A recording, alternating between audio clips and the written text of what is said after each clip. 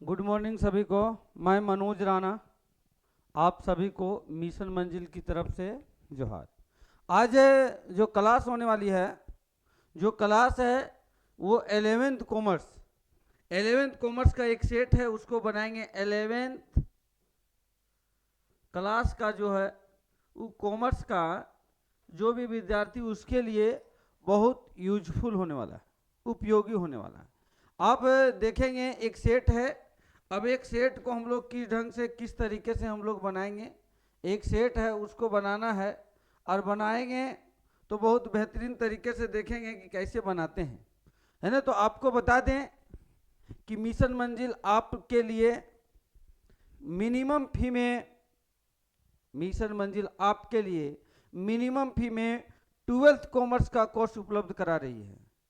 तो आप बिना देर किए, बिना इंतजार किए मिशन मंजिल का ऐप प्ले स्टोर में जाकर डाउनलोड करें और 12th क्लास का एक तरीका से 12th क्लास का, है ना, जो कॉमर्स का स्टूडेंट है वो इसको परचेज करें। आपको बेहतर कंटेंट, बेहतर तरीके से कॉमर्स का क्लास मिलेगा और बेहतर ढंग से मिलेगा।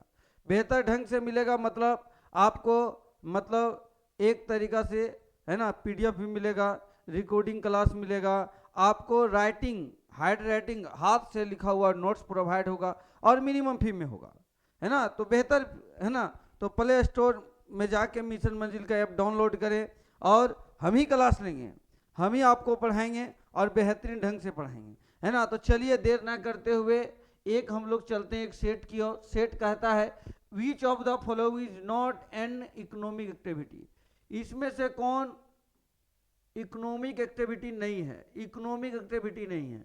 तो इकोनॉमिक एक्टिविटी मतलब वो होता है, एक्टिविटी मतलब, एक्टिविटी मतलब कार्य करना, क्रिया करना। तो कोई भी मनुष्य यदि कार्य करता है तो दो प्रकार के कार्य करता है, इकोनॉमिक एक्टिविटी, एक non economic activity. Economic activity वैसे काम को कहते हैं जिसको काम करने के बदले में उसको पैसा मिलेगा, अर्न प्रॉफिट होगा। मतलब जो पैसा मिलेगा, जब उसके पास मनी आएगा तभी काम करेगा, उसको इकोनॉमिक एक्टिविटी बोलते हैं।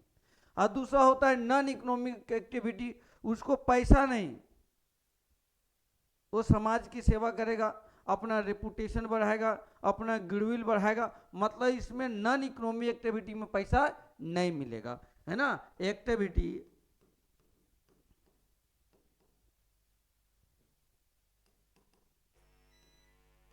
Economic activity, non economic activity, इसका अर्न प्रॉफिट, अर्न प्रॉफिट इसमें होता है सर्विस, सेवा करेगा। क्या करेगा? सेवा करेगा। तो कहता है पहला production of goods, production of goods. दूसरा कहता है trading in goods, professional service, है ना, समाज सेवा। तो देखेंगे बहुत बढ़िया, यदि देख पा रहे हैं हम लोग तो देख पा रहे हैं। तो ये जो क्वेश्चन में कहता है कि जब प्रोडक्शन ऑफ गुड्स करेगा इकोनॉमी एक्टिविटी है, trading of goods economy activity है, प्रोफेशनल सर्विस इकोनॉमी एक्टिविटी है, और नॉट इकोनॉमी एक्टिविटी समाज सेवा है, जो समाज की सेवा करेगा, और नॉन इकोनॉमी एक्टिविटी। इसलिए इसका ऑप्शन नंबर क्या हो जाएगा? डी हो जाएगा। आगे चलेंगे। मौसम की भांति व्यवसाय भी सदैव हमारे साथ रहता है। मौसम के भांति व्यवसाय सदैव हमारे साथ रहता है, साथ रहता है। ये किसने स्टेटमेंट दिया था? Business like weather is a with is every day, who said this out of the following. ये किसका स्टेटमेंट है? तो स्टेटमेंट जो है व्हीलर का है, ये ऑप्शन नंबर सी। ये किसका है? व्हीलर का है ना। आगे चलेंगे। व्यवसाय जोखिम होने की संभावना नहीं होती है। व्यवसाय में जोखिम नहीं होगा, मतलब व्यवसाय को नुकसान नहीं होगा, व्यवसाय हानि में नहीं जाएगी। तो क्यों? क्यों? सरकारी नीति परिवर्तन से, सरकारी नीति परिवर्तन होगा तो व्यवसाय को प्रभावित करेगा, तो व्यवसाय को प्रभावित करेगा तो लॉस में जा सकता है ना। अच्छे प्रबंध से यही आंसर होगा। कर्मचारियों के बेमान कर्मचारी रह जाएंगे काम करने वाले, तो व्यवसाय को हानि पहुंचा देंगे। बिजली गुल होने पर काम ही होगा नहीं तो भी हानि हो जाएंगे। लेकिन अच्छे से मैनेजमेंट करेंगे, अच्छे से काम करेंगे, ऑप्शन नंबर इसका होगा बी। अच्छे से मैनेजमेंट करेंगे, है ना, तो व्यवसाय में हानि होने की संभावना नहीं रहती है और नहीं होगा, है ना। आगे चलेंगे हम लोग।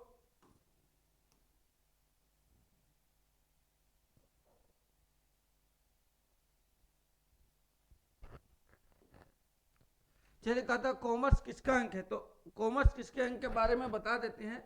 सबसे पहले इसका चार्ट को यदि देखेंगे तो सबसे पहले आता है बिजनेस। बिजनेस में दो चीज आता है, इंडस्ट्री, दूसरा आता है कॉमर्स। इंडस्ट्री में यदि हम लोग आते हैं, इंडस्ट्री में तो इंडस्ट्री को दो तरीका से बांटा गया है ना। लेकिन यहाँ बात कर रहा है कॉमर्स। कॉमर्स में भी बांटा गया ट्रेड और trade, activity of trade, activity of trade. अब ट्रेड में आएंगे इंटरनल ट्रेड, एक्सटर्नल ट्रेड। तो यहाँ क्वेश्चन कहता है कि जो ये कॉमर्स है किसका पार्ट है, तो कॉमर्स किसका पार्ट है, बिजनेस का पार्ट है। किसका पार्ट है, बिजनेस का। तो part, it is a part of business. इसका ऑप्शन नंबर 4 का क्या हो जाएगा, ये हो जाएगा। 4 का क्या हो जाएगा, ये हो जाएगा।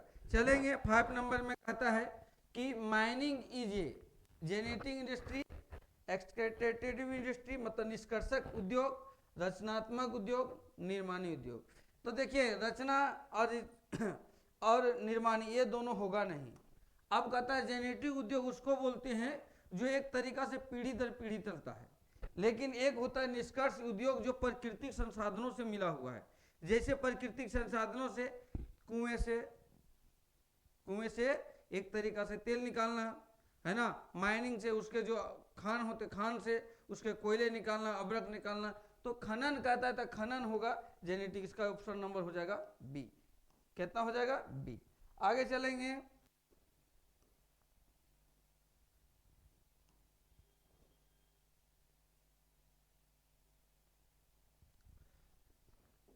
कहता which of the following manufacturing industry, manufacturing industry कौन है, which of the following manufacturing industry.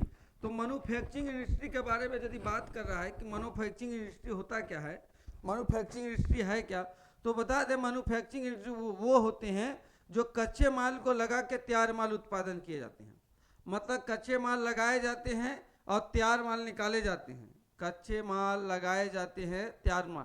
तो ऐसे जगह पुल बनाना कच्चा माल नहीं है ना, भवन बनाना, पुल बनाना, सड़क बनाना, ये सब कच्चे माल का नहीं। यहाँ पक्का माल तैयार हो जाता है, उसका उपयोग करके ये सब बनाए।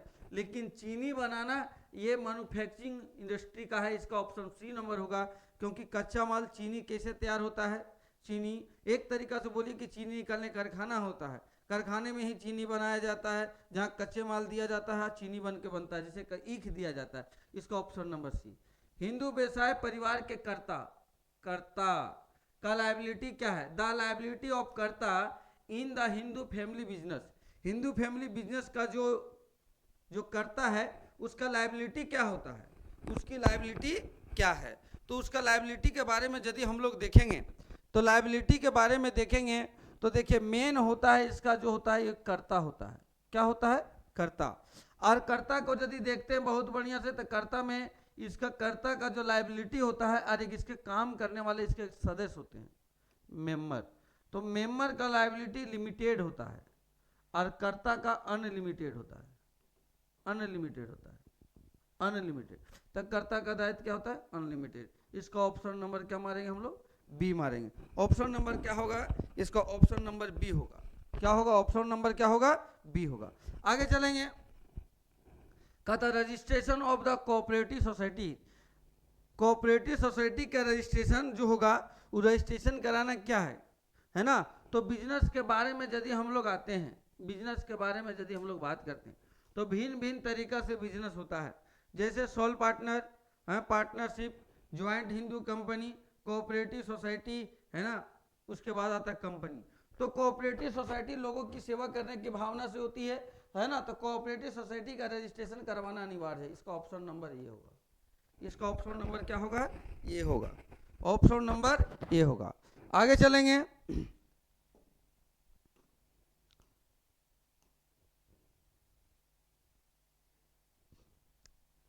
कहता है which of the following is capable of doing maximum good of society, निम्नलिखित में कौन समाज के अधिकतम हित कर सकता है?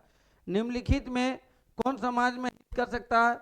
बिजनेस सक्सेस, व्यवसाय सफलता, कानून अधिनियम, नैतिकता, पेशेवर प्रबंध। तो समाज में कौन हित कर सकता है, कौन हित नहीं कर सकता है, यदि बहुत बढ़िया देखेंगे, है ना, तो नैतिकता इसमें बेस्ट आता है, नैतिकता ही होगा। क्योंकि यदि किसी व्यक्ति का नैतिकता सही है, नैतिक सही है ना, बात विचार व्यवहार सही है, वो लोगों को एक तरीका से मोटिवेट कर सकता है, मन में भावना एक तरीका अच्छा समाज को देने का है ना। एक कुल मिला के नैतिकता यदि सही है तो एक तरीका से समाज को हित कर सकता है, अन्यथा समाज का हित नहीं हो।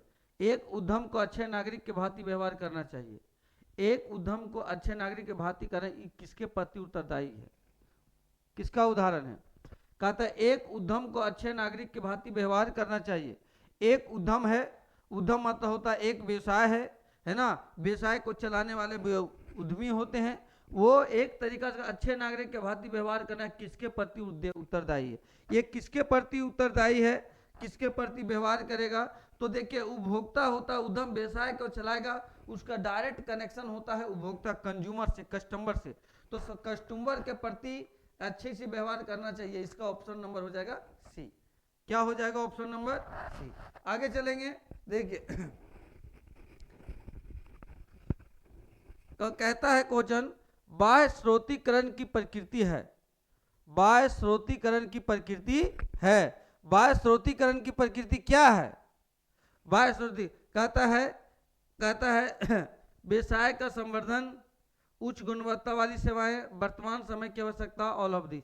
देखिए कहता है नेचर और सोर्सिंग, जो बिजनेस को चाहिए, तो व्यवसाय का संवर्धन भी चाहिए, उच्च गुणवत्ता वाला सेवा भी चाहिए, वर्तमान। इसका ऑप्शन नंबर डी हो जाएगा।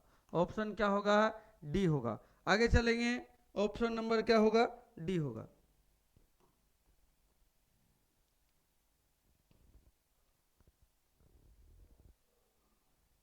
कहता है जोखिमपूर्ण व्यवसाय के लिए संगठन में कौन सा रूप चुनाव करना? आप ऐसा व्यापार को चुनिए जो जोखिम होगा, ज़्यादा से ज़्यादा आप जोखिम कब सहेंगे। तो जेन्युइन बात है, बिजनेस में जो सबसे ज़्यादा जोखिम सहता है लाभ उसी को होता है, जो ज़्यादा जोखिम सहेगा लाभ उसी को होगा।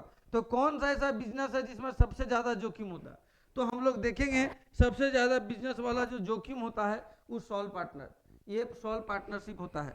सॉल्व पार्टनरशिप मतलब एकल स्वामी, ये होता है सबसे ज़्यादा एक तरीका समझिए सबसे ज़्यादा नुकसान होने वाला बिजनेस है, सबसे ज़्यादा नुकसान होने वाला बिजनेस है। समझ में आ गया? आगे चलेंगे,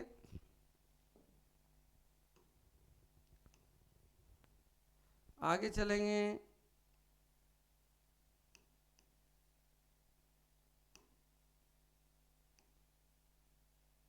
चलिए, कहता है कि इन ए प्राइवेट इंटरप्राइजेज एड्यूटीज, निजी उपक्रम का अंकेक्षण, निजी उपक्रम का अंकेक्षण कराना निजी व्यवसाय है। तो निजी व्यवसाय है, अपना व्यवसाय है। अब अपना व्यवसाय को क्या हम अंकेक्षण जांच पड़ताल करा सकते हैं? तो अपना अंकेक्षण को जांच पड़ताल कराना एक तरीका से बोलिए कि कंपलसरी नहीं होगा, अननेसेसरी होगा नहीं, ऑप्शनल मतलब ऑप्शनल ले लीजिए, ऐच्छिक करा भी सकते नहीं, इच्छा के अनुसार कराएंगे, है ना, ताकि देखेंगे कि मेरा बिजनेस कहाँ जा रहा है क्या नहीं जा रहा। कहता है सार्वजनिक उपक्रम का स्वामी, owner is a public enterprises. Public enterprises, जो पब्लिक इंटरप्राइजेज है उसका ओनर कौन होता है? तो गवर्नमेंट होता है। कंपनी के बारे में बताए थे कि दो प्रकार के कंपनी, प्राइवेट कंपनी और गवर्नमेंट कंपनी। गवर्नमेंट कंपनी का अधिकार केंद्र सरकार, राज्य सरकार और लोकल अथॉरिटी के पास होता है, ये बताए थे। यदि आएंगे है ना प्राइवेट कंपनी तो किसी खास व्यक्ति का हो। भारत में ई बिजनेस का, nature of business in India, उज्जवल, डार्क, समाइन, all of this. All of this ने डार्क अंधकार तो है नहीं, उज्जवल है। अब देखिए, अब बोलिएगा सर ऐसा कैसे? ई बिजनेस मतलब इलेक्ट्रॉनिक बिजनेस, इंटरनेट के माध्यम से बिजनेस, इंटरनेट के माध्यम से बिजनेस, फ्लिपकार्ट, अमेजोन, आप देखते हैं घर बैठे बैठे सामान को मंगा ले। तो भविष्य है ना, सबको वैसा ही चल रहा है, तो ये उज्जवल है इसका भविष्य। सार्वजनिक कंपनी में न्यूनतम सदस्यों की संख्या कितनी होती है? सार्वजनिक कंपनी में यदि हम लोग आते हैं कंपनी में, तो एक प्राइवेट कंपनी है, private company, public company. Private company में मिनिमम मेंबर 2 अब मैक्सिमम होता है 200। इसमें मिनिमम मेंबर 7 अब मैक्सिमम मेंबर अनलिमिटेड। तो यहाँ देखेंगे कि अनलिमिटेड होता है, क्या होता है, अनलिमिटेड। तो यहाँ कहता है पब्लिक कंपनी में, तो पब्लिक कंपनी न्यूनतम संख्या तो 7 है, तो ऑप्शन नंबर हो जाएगा सी। क्या हो जाएगा, ऑप्शन नंबर सी हो जाएगा। यहाँ समझ में आ गया। आगे चलेंगे।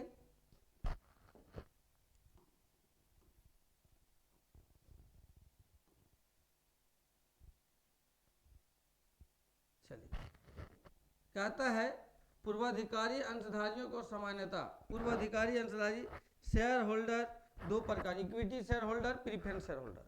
इक्विटी शेयर होल्डर कहता है या प्रीफरेंस शेयर होल्डर कहता है, इक्विटी शेयर होल्डर है या preference share holder, equity share holder है या प्रीफरेंस शेयर होल्डर है। तो इक्विटी शेयर होल्डर लेंगे या प्रीफरेंस शेयर होल्डर को लेंगे, तो equity share preference share holder कहता है no voting right, limited voting right, full voting right, none of the above. तो इक्विटी शेयर होल्डर को होता है वो सिर्फ उसको बाबू एक निश्चित रेट से डिविडेंड मिलता है ना, निश्चित रेट से मिलेगा, निश्चित जितना बोला गया है उसको उतना मिलेगा, उससे ज़्यादा तो मिलेगा नहीं। इसलिए वो डिविडेंड का आधार ही रखता है कि जो हमको मिल जाए, जो निश्चित किया गया। इसके अलावा वो कंपनी में कुछ उसका अधिकार नहीं रहता। इसका एक तरीका नो वोट, मत देने का अधिकार नहीं है। इसका ऑप्शन नंबर हो जाएगा ये, इसका वोट देने का अधिकार नहीं है। ऑप्शन नंबर इसका हो जाएगा ये। कहता है कंपनी के पूंजी विभिन्न हिस्सों में विभाजित, प्रत्येक हिस्से का कंपनी का पूंजी, ये कंपनी है, कंपनी का पूंजी मान लिया 5 लाख है, 5 लाख है, कंपनी के पूंजी मान लिया जाए 5 लाख है, और 5 लाख को भिन्न भिन्न भाग है ना, विभिन्न हिस्से में विभाजित कर दिया, मान लिया 10 हिस्से में विभाजित कर दिया, तो हर हिस्सा का वैल्यू 50,000 50,000 हो गया। इसको हम लोग बोलते हैं शेयर। मतलब एक हिस्से को हम लोग क्या बोलते हैं, शेयर। सभी शेयर मिलके कंपनी का निर्माण करते हैं। तो वही कहता है क्या बोलते हैं, तो इसको ऑप्शन नंबर ये शेयर बोलते हैं। कहता है औद्योगिक वित्त क्या है, industry finance corporation, industry finance corporation. देखेंगे हम लोग कारपोरेशन के बारे में, तो एकदम सिंपली समझिए, यहाँ भी कारपोरेशन, यहाँ भी पब्लिक निगम होता है, ये होगा, क्या हो जाएगा, ये हो जाएगा। समझ में आ गया। आगे चलेंगे हम लोग।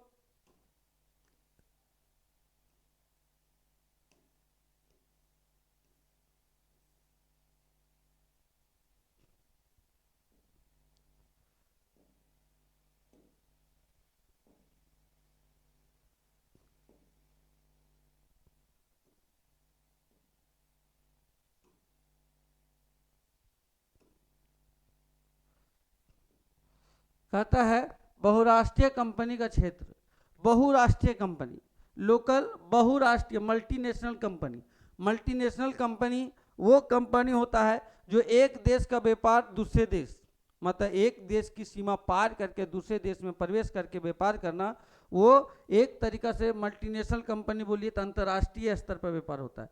अंतर्राष्ट्रीय स्तर पर मतलब एकदम एक तरीका, एक देश का व्यापार दूसरे देश में व्यापार करेंगे। आगे चलेंगे हम लोग। 21 नंबर कहता है most suitable account for a businessman, most suitable account for a businessman के लिए कौन अकाउंट।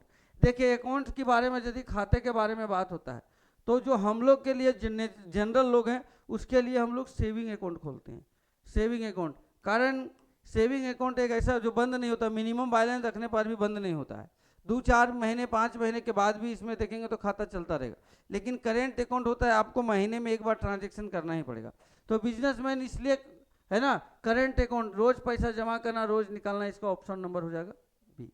निम्न में से क्या इलेक्ट्रॉनिक बैंकिंग के अंतर्गत आता है, electronic transfer, automatic debit card सब आता है, सब चीज़ आपको मिल जाएगा इसके लिए, इसका ऑप्शन नंबर डी।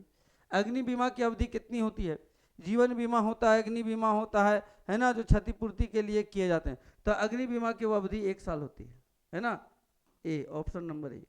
बीमा का मूलभूत उद्देश्य, बीमा का मूलभूत उद्देश्य क्या है, जो हम लोग इंश्योरेंस कराते हैं तो उसका मूलभूत उद्देश्य क्या होता है, तो मूलभूत उद्देश्य उसका होता है क्षतिपूर्ति करना। बी क्या करेगा, क्षतिपूर्ति करेगा, है ना। अपना बीमा कराते हैं, है ना, बीमा करा, यदि इन कैश फ्यूचर में नुकसान हो जाए या एक तरीका से बोलिए कि लॉस हो जाए, उसकी भरपाई करने के लिए हम लोग इंश्योरेंस कराते हैं, ताकि फ्यूचर में नुकसान हो उसका भरपाई आसानी से हो जाए। तो ये होता है कि क्षतिपूर्ति करवाएगा।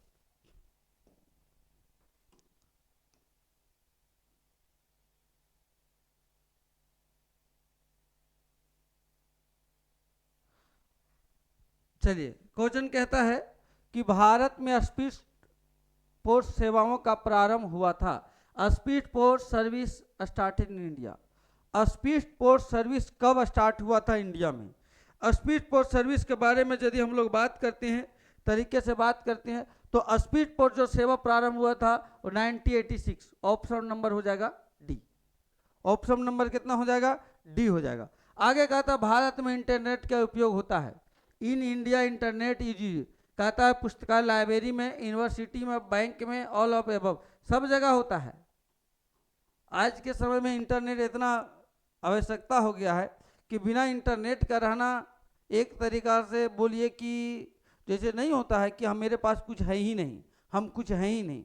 क्योंकि इंटरनेट, फोन और फोन में इंटरनेट का कनेक्शन होना लोगों के लिए एक तरीका से बीमारी की तरह हो गया है ना। फोन बीमारी लेके आ गया है ना। बच्चा 2 घंटा पढ़ नहीं सकता, बच्चा स्टूडेंट है 2 घंटा पढ़ नहीं सकता कोई भी स्टूडेंट, लेकिन 2 घंटा फोन में कैसे बिता देगा वो कह नहीं सकते हैं। इसलिए फोन का उपयोग सीमित करें, जरूरत के हिसाब से करें और अपने करियर पर ध्यान दें। भाई इसी उम्र है आपको कुछ पाने की, यही उम्र है कुछ आपको पाने की। यदि आपने इस उम्र में मेहनत कर लिया, कामयाब हो गए, मेहनत करोगे तो कामयाब होगे, ये तो गारंटी है। यदि कामयाब हो गए आप, तो सोचिए आने वाला जो आपका 50 साल होगा वो एकदम सुखमय होगा। मतलब अभी का 5 साल मेहनत, बच्चा मैट्रिक पास करके 11th के बाद ग्रेजुएशन तक यदि बच्चा अपने आप को बहुत बढ़िया पढ़ाई में ढाल दिया है ना, पढ़ाई और समय का सही सही उपयोग किया, तो आने वाला जो जिंदगी आपके 50 साल 60 साल होंगे इन कैश, वो आपके लिए बेहतर होने वाले हैं। यदि आपने इस समय 5 साल को बर्बाद किया तो आने वाला आपका जो समय होगा वो दुखमय से कटेगा, है ना। आप कहाँ जाएंगे, किस जगह पे जाएंगे, क्योंकि आप हैं, आपके भरोसे या आप पे भरोसा आपके पिताजी, आपके घर वाले, आपके फैमिली, आपके परिवार करता है ना। आप भी एक परिवार में आएंगे तो आप अपने बच्चों पर भी भरोसा करेंगे।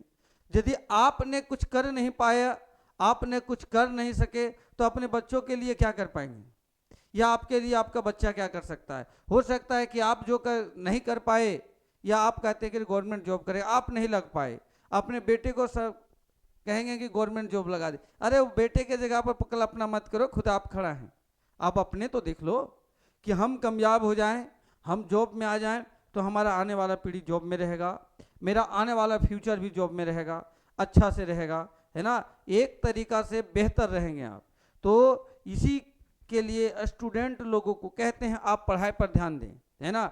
यदि सच्चाई यदि जानेंगे, सच बात को जाने यदि, तो सच्चाई ये है कि यदि बच्चे को पढ़ाई से यदि डाइवर्ट किया है तो यही फोन और यही फोन में लगा हुआ इंटरनेट। आज के बच्चे लोग जो छोटे छोटे बच्चे हैं, है ना, वो मेंटलिटी डिस्टर्ब होने बस फोन का कारण। तो फोन का उपयोग जरूरत के हिसाब से करें। ये मैं नहीं कह रहा है कि फोन नहीं चलाना चाहिए, फोन चलाना चाहिए, उसकी उपयोगिता के अनुसार उपयोग करनी चाहिए। ये नहीं कि हर समय फोन, हर समय फोन। आप इस बात को माने, पढ़ाई पर ध्यान दें, है ना, और एग्जाम आने वाले उसके लिए कहेंगे कि आप अभी फ़ोन बंद करके रखें या बेहतर से एकदम तैयारी करें। चलिए, कहता है which type of utility is created by warehousing. भंडार गृह किस प्रकार की उपयोगिता सृजन करता है? भंडार गृह किस प्रकार की उपयोगिता का सृजन करता है? तो भंडार गृह वेयर हाउसिंग समय का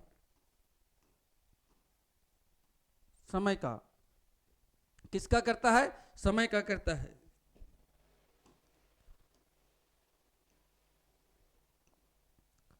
कहता है शीघ्र नाशवान वस्तुओं रखने वाला भंडार गृह है। शीघ्र नाशवान जो तुरंत खराब हो जाता है उस वस्तु को कहाँ रखा जाता है, तो तुरंत खराब हो जाएगा, जो खराब होने वाला है उस वस्तु को हम लोग कोल्ड स्टोर में रखते हैं। कहाँ रखते हैं, कोल्ड। इसका ऑप्शन नंबर हो जाएगा सी। क्या हो जाएगा, ऑप्शन नंबर सी हो जाएगा, कोल्ड स्टोर में रखा जाता है।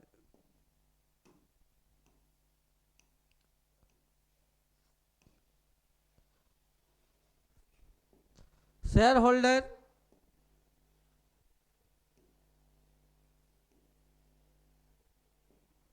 कहता है share holder of A company. Share holder company के अंशधारी क्या होते हैं, ओनर होते हैं, क्रेडिटर होते हैं, डेटर होते हैं, ऑल ऑफ दिस। देखिए शेयर होल्डर जो होता है उस शेयर होल्डर को देखेंगे तो ओनर होता है। ये क्या होता है, ओनर होता है, ओनर। ये हो गया। ऋण पत्रों पर दिया जाता है, तो ऋण पत्रों पर ब्याज दिया जाता है बाबू। ऋण पत्रों पर क्या दिया जाता है, ब्याज। अब लोन लगाइए आपको ब्याज मिलेगा, है ना। कहता अंशों का निर्गमन से प्राप्त वित्त, अंशों का निर्गमन करते हैं उससे जो हमको वित्त प्राप्त होता है, पैसा प्राप्त होता है। तो अंशों का निर्गमन से जो प्राप्त वित्त होता है, जो अंशों का, कहता very short term, middle term नहीं, लॉन्ग टर्म के लिए शेयर का, क्योंकि हमको शेयर होल्डर बन जाता है, वो मालिक बन जाता है, लंबे समय के लिए वो मालिक रहता है। निम्न में से कौन संतुलित क्षेत्रीय विकास में सहायक है। क्षेत्रीय मतलब संतुलित क्षेत्रीय, which of the following is helpful in balance regional, है ना, डेवलपमेंट। कौन सा संतुलित क्षेत्रीय विकास है में सहायक है, कहता है large scale business, small business, है ना, कंपनी, और कहता है उपरोक्त में से कोई नहीं। क्षेत्र का यदि कोई विकास करेगा, क्षेत्र के गांव घर क्षेत्र का यदि विकास करता है तो 32 में कहता है कि लार्ज स्केल बिजनेस नहीं, कंपनी नहीं। यदि कोई विकास करता है तो ऑप्शन नंबर क्या हो जाएगा, बी नंबर हो जाएगा। ये 32 का बी, 32 का क्या हो जाएगा, बी नंबर। स्मॉल बिजनेस लोगों को ज्यादा से ज्यादा क्या करती है, विकास करती है। आगे चलेंगे।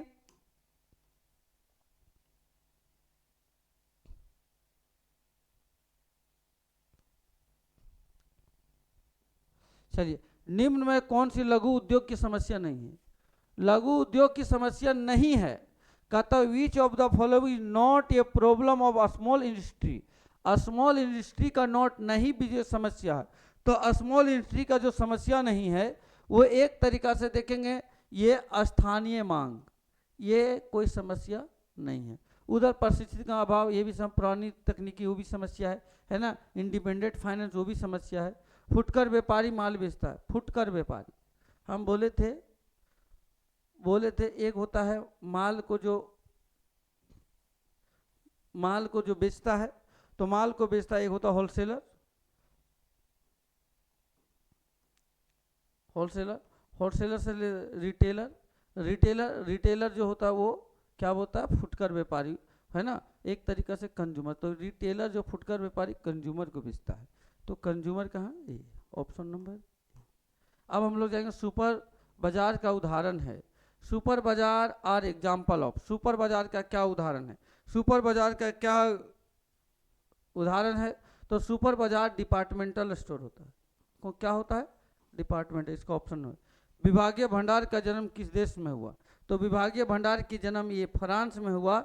डिपार्टमेंटल स्टोर का जो एक तरीका जन्म हुआ था वो डिपार्टमेंटल स्टोर फ्रांस में हुआ था, लेकिन सबसे ज़्यादा डिपार्टमेंटल स्टोर यदि देखेंगे तो अमेरिका में है ना। कहाँ है, अमेरिका में। उत्पादन कोई और किया और उसका उपयोग और ज़्यादा से ज़्यादा प्रयोग कोई और कर रहा है।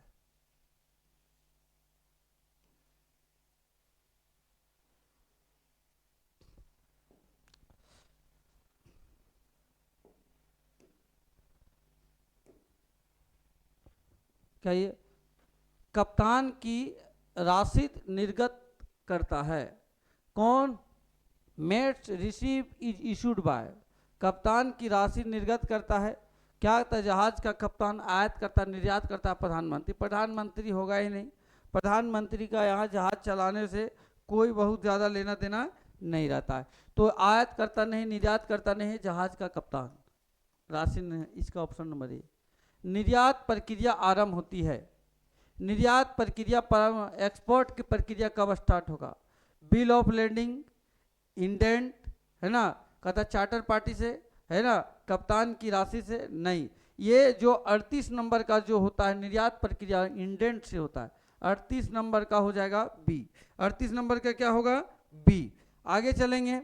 जब आयात निर्यात की तुलना में अधिक होगा तो व्यापार संतुलन होगा, है ना। आयात निर्यात की तुलना में अधिक हो तो आयात करेंगे हम लोग ज़्यादा, निर्यात कम करेंगे। तो निर्यात कम करेंगे ज़्यादा आएगा, कम जाएगा, मतलब समझिए कि आप कम सामान को भेजेंगे या ज़्यादा सामान को लाएंगे तो ये फेवरेबल होता है, अनुकूल होता है। 39 का क्या हो जाएगा? ए। विश्व बैंक की स्थापना कब हुई? विश्व बैंक की स्थापना कब हुई? विश्व बैंक की स्थापना देखेंगे तो 1944 में, बी, ये बी, है ना, 1944 में। अब चलेंगे हम लोग, बहुत बढ़िया से देखेंगे, बहुत तरीके से देखे तो देख रहे एक सेट बना दिए। सेट क्या था? एक 11th कॉमर्स के लिए पूरा 40 क्वेश्चन का जो झारखंड एकेडमिक क्वेश्चन द्वारा जो पूछने वाला था उसी के आधार पे सेट था, और वो सेट था, सब्जेक्ट था बीएसटी, बिजनेस स्टडी का सेट था। तो आप इसको एक बहुत बेहतरीन तरीके से, बहुत बेहतरीन ढंग से देखेंगे, है ना, क्योंकि आपकी सफलता आपके हाथों में है, आपकी सफलता आपके हाथों में है। आप यदि सफल होंगे तो आपका परिवार, आपका एक तरीका से बोले आने वाला पीढ़ी सफल होगा। यदि आप सफलता या आप सफल नहीं हो पाते हैं तो आपका परिवार, आने वाला पीढ़ी हो सकता है सफल नहीं हो पाएगा। इसलिए दूसरे पर भरोसा ना करके खुद पर भरोसा करें और बहुत ज़्यादा मेहनत करें। इतना मेहनत करें कि, है ना, इतना मेहनत करें कि जो हम जिस लक्ष्य के साथ, जिस चीज़ को हम पढ़ना चाहते हैं, जिस लक्ष्य को हासिल करना चाहते हैं, वो आसानी से हम हासिल कर सकें। तो बच्चों, हम एक सेट चलेंगे, नेक्स्ट क्लास में एक और सेट लेके, है ना। अभी आपको प्रत्येक दिन, प्रत्येक क्लास में, है ना, एक 40 क्वेश्चन का सेट मिलेगा, है ना। और आपके लिए गुड न्यूज है कि आपके लिए बहुत जल्द ही बिहार में टीचर वैकेंसी 40 आने वाली है। उसके लिए मिनिमम फी में, एकदम मिनिमम फी में, है ना, उसके लिए प्रिपरेशन करवाया जाएगा। तो आप लोग उस 40 टीचर बिहार में आने वाले हैं, उसके तैयारी करने के लिए, आज यदि तैयारी करना चाहते हैं तो मिशन मंजिल की ऐप जो प्ले स्टोर पर जाकर डाउनलोड करके आप इसको एक तरीका से कोर्स को परचेज कर सकते हैं। कोर्स को परचेज करके आपको बेहतरीन तरीके से बताया जाएगा इसका सिलेबस क्या है, किस ढंग से पढ़ना है, क्या ऑब्जेक्टिव होगा, है ना, किस ढंग से एग्जाम में क्वेश्चन आएंगे, है ना, आपको लेवल एग्जाम में क्वेश्चन का क्या रहेगा, सारे चीज़ एक एक तरीका से बताया जाएगा। तो आप एक बार, है ना, उससे जुड़ें, कोर्स परचेज करें, है ना। थैंक यू, धन्यवाद।